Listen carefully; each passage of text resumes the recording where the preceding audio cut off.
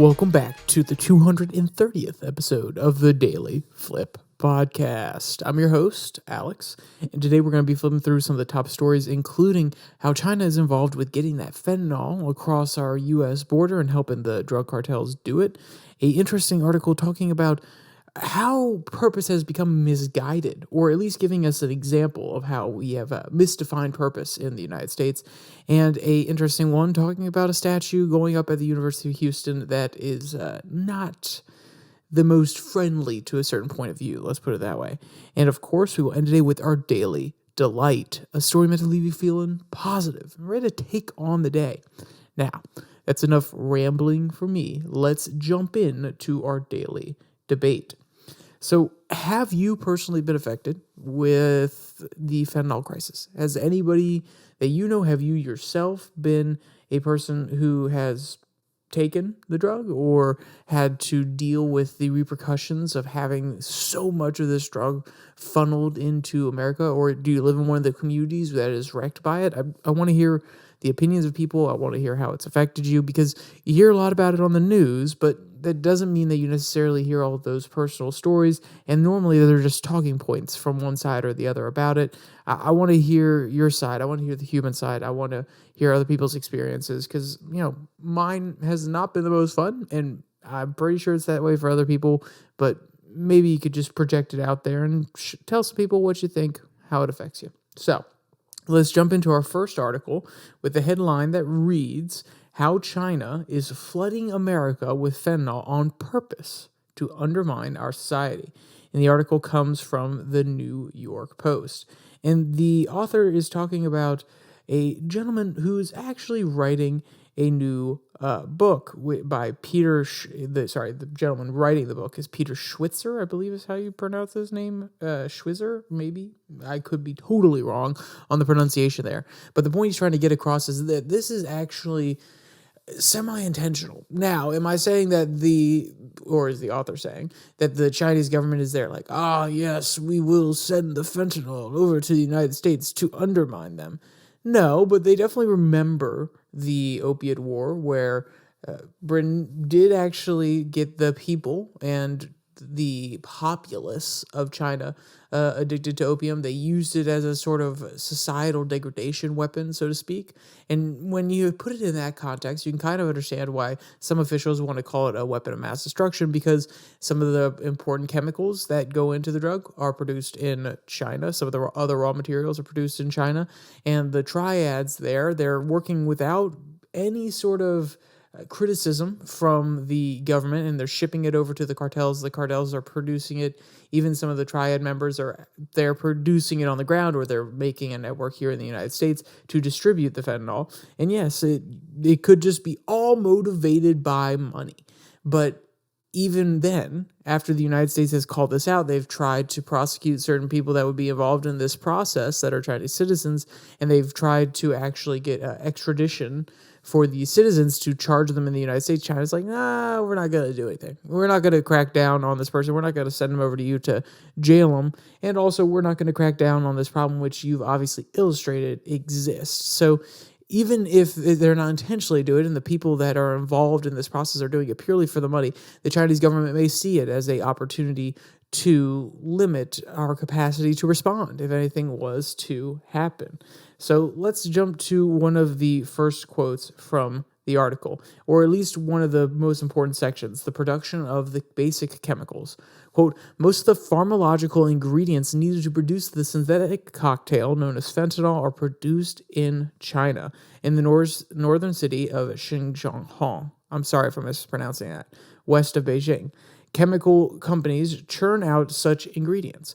A highly militarized city boasting some 11 military facilities, including several command schools, military hospitals, medical facilities, and also a government-designed national development zone. So the companies producing the fentanyl chemicals get tax credits. Some 40% of the production of this chemical come from this city alone. Wuhan, now synonymous with the COVID-19 disease, is another big production center of fentanyl components. And it's interesting that, yes, these companies that are producing these different elements that could be used for fentanyl are getting tax breaks. Now, to be clear, there are plenty of other uses for chemicals that are being put into fentanyl. So, of course, you could get a tax break. It just happens to be that this one company is in a tax break zone, which once again makes it appear as if the government is more for this. I think that one's more of a coincidence that it happens to be in the particular zone.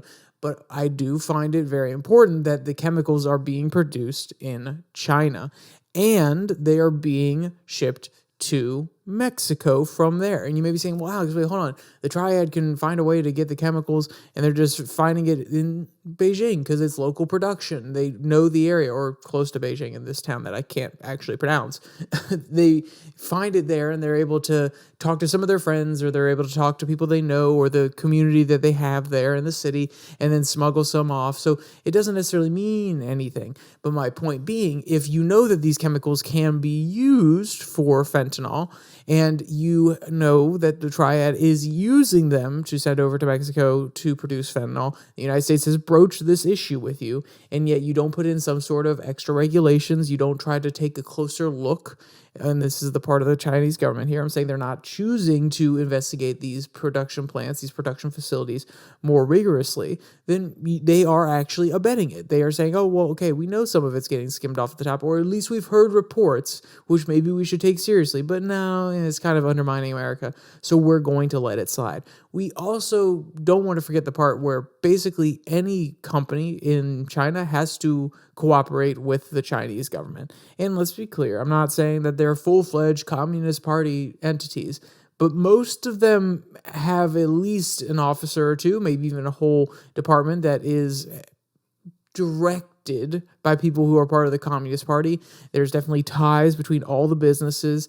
Think about Tencent. Tencent has to report to China. In theory, China could harvest all the data of Tencent if they wanted to, simply because of the laws or the nature of the existence between the government and corporations over there in China. So they could very easily look through their books and see where this is going and saying, oh, Triad Company number A, interesting. Oh, okay. So you're sending the money to the Triad. We're going to shut that down, or the chemicals to the Triad, but they choose not to. So what's the next step? What goes on after this? It's in China, and then somehow the drugs get to Mexico. What happens when it's in Mexico, near Mexico, or near the U.S. border? Quote, the Chinese triads began forging relationships with the Mexican drug cartel and quickly becoming business partners with them. The cartels started to mix fentanyl with their heroin. Fentanyl production proved to be so lucrative that El Chapo, the infamous head of the Sinaloa cartel, quickly shifted from producing heroin and cocaine to fentanyl. A similar operation, but a smaller scale, occurred north of the border in China. Chinese triads established laboratories along the U.S. border in British Columbia to produce fentanyl in Canada and smuggle it into the United States and ship it abroad. So you can see here, the triads are building out their network. They're partnering with all these different crime families, all these different cartels, all these different groups that benefit off of selling drugs to addicted people. They benefit from getting these drugs into the U.S. market because we're people who have, one, recently dealt with an opioid epidemic. So there's a certain segment of the population that could be, what's the word I'm looking for here? A population that would be predisposed to using it. And we also have a good chunk of spare cash flowing around and a little bit of extra money so they can sell their product at a little bit higher of a rate. If they were doing it in another country, that would not necessarily be the case. And if you want to be cynical, the triads are getting the go-ahead from the Chinese government to say, hey, keep selling it to the United States. Make more and more of their people uneligible and unable to go about normal life, to be happy and satisfied, to be able to work for the military, so on and so forth. And then the author goes on to talk about how the distribution ring works, which I'll just be honest, it's interesting, but it is just a whole bunch of different triad officials going around and building out networks in certain locations. There are a few like large businesses that were actually active within the United States that would ship in products from a few different locations and have fentanyl stored within it. And there's one or two cases of that the author likes to highlight. And I think that's important, but I don't necessarily think that we need to spend the most time on that one. And then it also talks about how they launder the money. Once again, I think it's interesting, but I don't think it's the most needed thing to focus on. The last quote that I really wanted to give here was from a section called Facilitation of Communication Networks Used by the Cartels to Operate Without Detection in the United States. I personally found this extremely fascinating because that was always one of the things I asked or wondered about cartels and how they operated without having some of their information intercepted. There's also the idea of using apps like Signal, or in this case, they're using WeChat, because at the end of the day, the Chinese government has the ultimate authority over WeChat. They can tell the companies that operate it what to ban, what not to ban, and they've decided not to ban this type of material. They allow it to just be out and out and obvious what these triad leaders and what these other groups are doing. Quote, mass production and distribution of sales of fentanyl in the United States requires secure means of communication to circumvent surveillance by U.S. law enforcement. Enter a Canadian company called Phantom Secure, which advertised a completely secure communications technology, a cartel favorite for years. Phantom Secure offered custom modified mobile devices such as Blackberries and smartphones, plus a service to delete all data in the event of the user's arrest. And how could they guarantee that that was going to be the case? Well, they actually sent over the data to places like Panama, and there was also Hong Kong, which is now China controlled, where they wouldn't actually have to give over that information.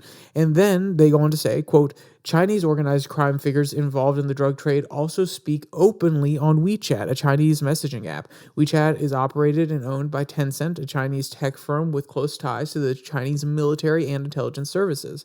The Chinese government regularly monitors the app to suppress political dissent. But when it comes to drug trade chatter, it looks the other way.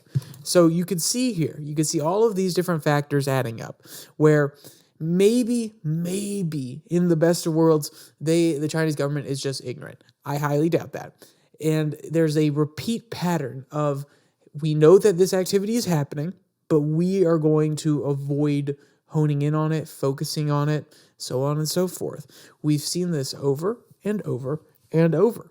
And this is the specialty of these triads. This is like their bread and butter now, giving money to the cartels. And let's be clear, there's lots of other services and drugs that they can sell in China. But this is a bread-winning market over here. You have the cartels that they constantly want to shove fentanyl into the United States as well as through Southern America.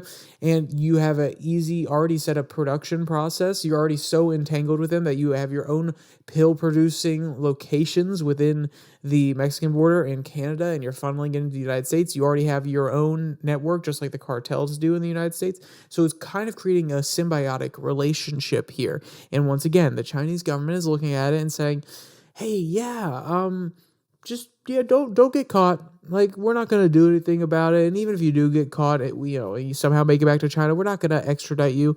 But we can't protect you on U.S. soil. So, you just be careful. You know what I'm saying? If you slowly undermine their society, we're not going to cry about it. We're also not going to stop it.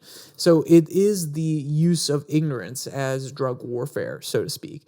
And the author does mention, like I said earlier, the Opium War, where they learned their lesson that their population and society was undermined by the opium that was being brought in by the British. Some people say wasn't necessarily the most intent thing in the world, but other people say it was the exact same idea, where the British government knew that it was happening, and yet they didn't fully stop it because they didn't care about the people in the other society. And let's be clear, I don't think it's Britain's job to worry as much about the Chinese people as it does its own people. I do not think it's China's job to think about our people here in the United States more than their people there in China. But I do believe that we need to put pressure on them in order to stop harming our people, in order to limit the amount of triad activity, in order to limit the amount of chemicals that are being sent over here. And yes, selfish. It's our selfish intent. We need to call them out. We need to make sure that they are aware of what their ignorance is causing, but also so that we call them out on the international stage and say, hey, you're facilitating this. And the irony is, if our nation falls, if our market falls, it's not like they're going to instantly pivot back to China. The triads will have plenty of other locations to sell their drug. But guess what? Eventually, the rot will turn inward, and you'll see a huge crisis of fentanyl use within China, even though they're very authoritarian and they're going to crack down on it. And I think you reap what you sow.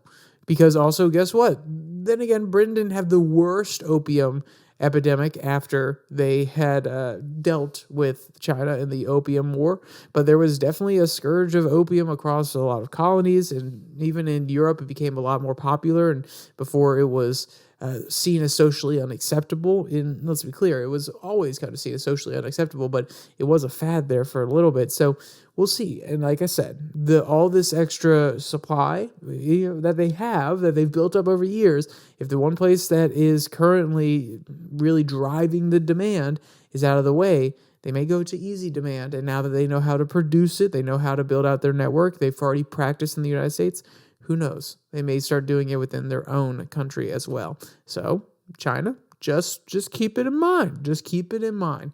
If your people are really good and getting really good at distributing things underneath the nose of people, and even if you are an authoritarian country, they may end up doing it to yourself. Like I said, you reap what you sow. But it's just a very important article that I wanted to highlight here because I've talked about China, the threat it poses. I've talked about them bringing fentanyl across the border, or at least getting the raw materials to the cartels.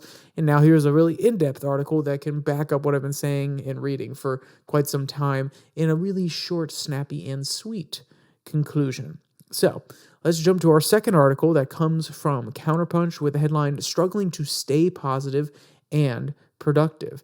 And when I first read this, I was like, oh, okay, this is going to be an interesting one. I read the headline. I'm like, okay, let's see what he's getting into. And then he said, because I'm old, basically. I was like, oh, I can't necessarily relate, but I am interested. So I want to read the first or second paragraph, and I'm going to kind of jump around a little bit. There's a few different parts of the quote that I think are interesting and that I want to highlight, so I am going to grab little tidbits from each section. Quote, "Nonetheless, hooray for my good fortune. I've been dancing around at age 77 for a while now, and before I started complaining about aches and pains that came with it, I had to acknowledge, indeed revere, the mere fact of making it this far.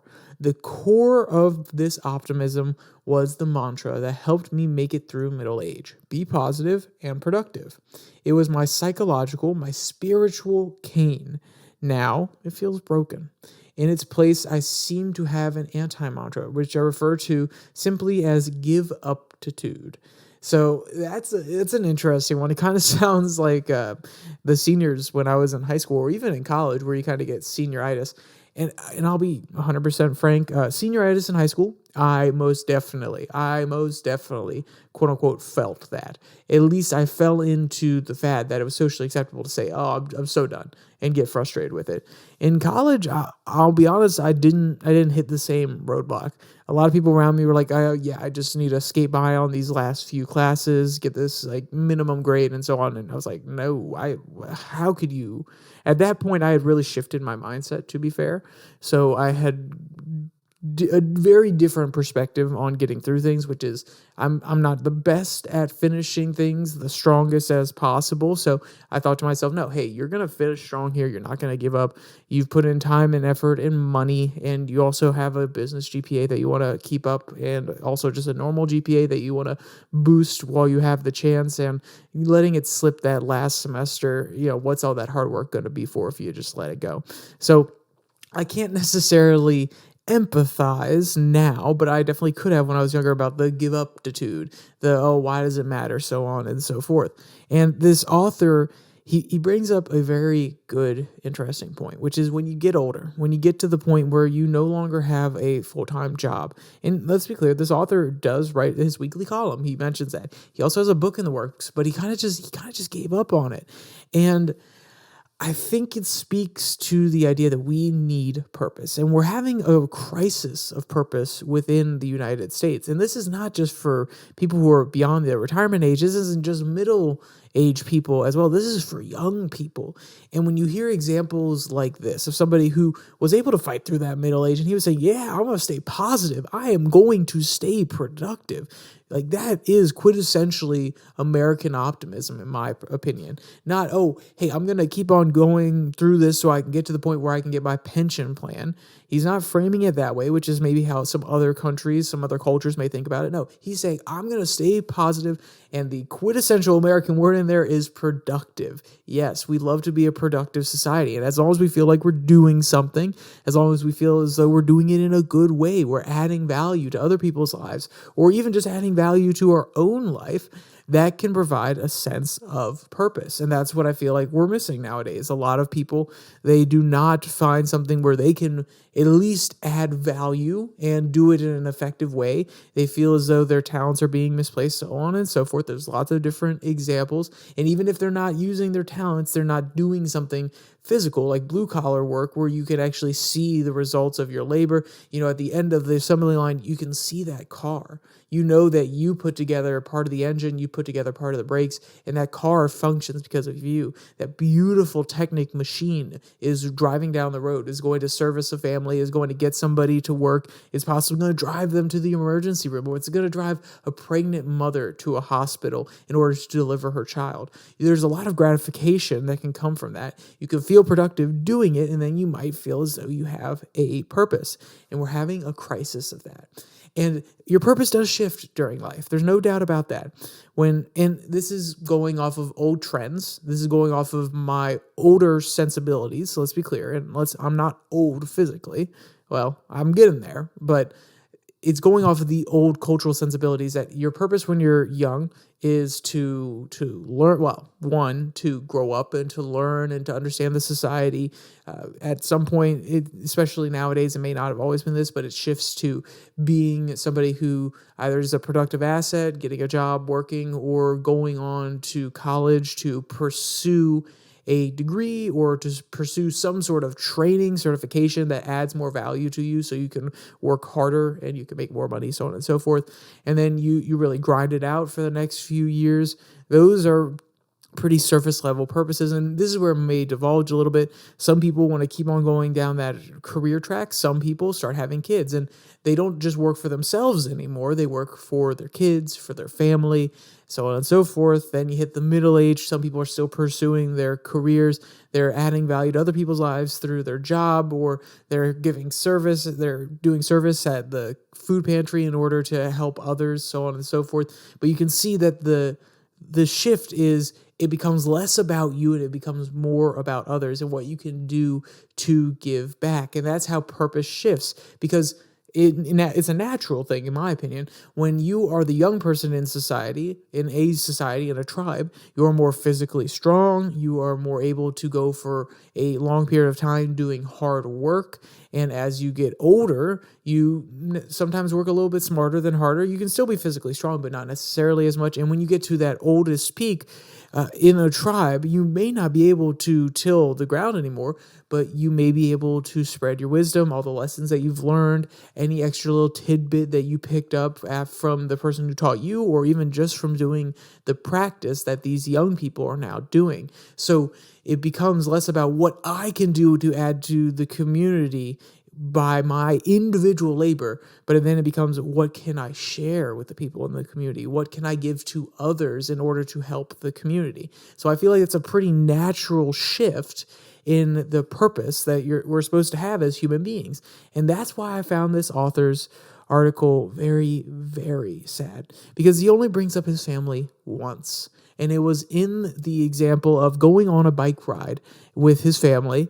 And then the rest of the story is all about him, how he hurt himself and how it kind of left him in a place where he feels useless. And That is the really interesting and sad part. It's not that now he's deriving more purpose, more happiness from his family, from spending time with his kids, with his grandkids, trying to give back in that sense, in that fashion. Instead of giving back with his time, he says, "Oh, I'd give up a toot. I'm just going to play some video games or possibly sit down and write an extra paragraph about my book that I'm probably not going to release because it's not getting done." It is sad, and I feel like he doesn't embrace. He took the productive aspect too far, and that is a possibility in American life. We do focus so much on that productivity, on those numbers ticking up, the efficiency. Oh, I was able to produce blank percent more. We become so hyper focused on that we lose something that pre-exists even the American ethos, the idea that there's more to life, especially spiritually. But if you don't want to say spiritually, just in providing a better path forward for your community and the people around you, there is that purpose that you serve as you get older. It's not solely about you and what you can do alone. It's about what you can do with the people around you, what you have to rely on other people for, but also what you can make easier in their lives by providing them those nuggets of wisdom. And I think that would be a better approach. Maybe this gentleman will find purpose that way. Maybe he'll shift his point of view and he'll write a book about that. Who knows?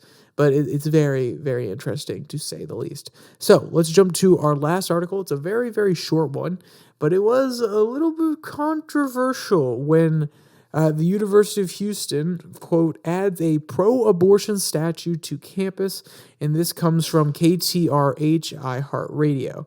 So when I first read that, I was like, a pro-abortion statue at the University of Houston. I am 90% certain that Texas is one of the most pro-life states. Then again, cities, Austin, Houston, even some parts of Dallas, they're lean a little bit more liberal, and college campuses always lean a little bit more liberal. But never did I think that we would be putting up statues of abortions. And to be frank, I don't really care where anybody else stands on this issue. Should you really be praising this process? Because even if you don't believe that the child is a baby, you don't believe that inverse, if you don't believe the baby is a child, you believe it's a clump of cells, that is still ending up the potential for life. Now, is it 100% guaranteed that they're going to make it through? No. Is it 100% that they're not going to come out deformed? No. But there's definitely the potential for life there. And ending that and closing off the possibilities is something that we used to acknowledge as at least sad. So we would at least be sad when people had to get abortions or when they elected to get abortions. The saying was, before my time, to be fair, but you've heard this talking point, it used to be safe, legal, and rare. And now we're putting up statues that praise abortion. This is the degradation of morals. And I'm not saying that it's a degradation of morals in the right or wrong direction. I'm not going to make that prescriptive claim because I don't want to deal with the philosophical question that I would have to be fighting back and forth with people on in the comments. Okay? So when you hear this, and you get angry that I don't necessarily agree with you, and you're like, oh, he's just shutting down the debate. No, my point being is it is not prescriptive, it is descriptive. It is a degradation of the current moral system. And it's just interesting to me that we've shifted so much within a generation that we are praising something that we used to, or at least putting a statue up to it. They were going to have the speaker come and give a ceremony and things of that nature. So I would say that is at least praising it. We've shifted from thinking it is terrible and horrible and should be done as rare as possible to praising a certain activity. That's just a really fast cultural shift, and I find it absolutely fascinating and a little bit disheartening and sad in this particular case. So I'm going to read one quote here, and then from there, we're going to move on to the Daily Delight so we can get away from depressing topics. Quote, once this was originally announced several months ago, the university claimed that it was not actually coming, said Dr. Sergio. Quote, Now the statue is up on campus, unfortunately. They did cancel some celebration events and a speech for the artist. So that's the other wrinkle to it, is when people protested that this was going to be put on campus, the university said, no, hey, we're not going to do it anymore. And then they decided to go forth with it anyway. So an interesting one for there. They may have been gaslit just a little bit, but who am I to say? I'm not the person that is on campus there. Maybe there was a better reason for putting it up. Maybe there was a particular homegrown artist that was trying to say something beautiful with their art, and they decided it trumps any of the traditional points of view or people that may disagree with it on campus. And hey, on college campuses, you got to deal with an abundance of point of views that you don't necessarily agree with. That is the point. You're supposed to confront people that, or not confront, because that makes it sound confrontational. You have to take on and recognize other points of view and allow them to challenge you, push back against you, so you can develop further or learn where you're wrong, so on and so forth. That is the entire point of college. So there is a interesting video of a cute dog that we're going to do for our daily delight. And this one comes from Woo Globe. Dog gets fits of zoomies while in the bathtub. Hilarious dog antics. So when you pull out the plug or you flip the switch that allows the water to drain out of your tub and it starts to swirl. Well, this dog was so entertained. He was like, whoa, where are you going, dog? Where are you going, water? Where are you going, water? And then he goes to swipe at it, and then he hits the plug, and the plug starts jumping around kind of like a cat toy, and he's going ham at it. It is a hilarious video. So if you want to see that video or you want to read any of today's articles, there'll be a link in the description below that like and subscribe button. Also down there, you can find the link to the podcast on Spotify, Pocket Cast, Google Podcast, as well as Podvine. Yes, I'm pretty sure Google Podcast is shut down at this point, but it still shows that it's distributing there. So I'm going to keep saying it until it's completely done and they say my distribution channel is completely closed. But that's besides the point. And you can also find the link to the Twitter down there in the description, at your DailyFlip on Twitter. Yes, I still call it Twitter. And with all that promotional stuff out of the way, there's only one more thing to say. Stay safe. Don't die.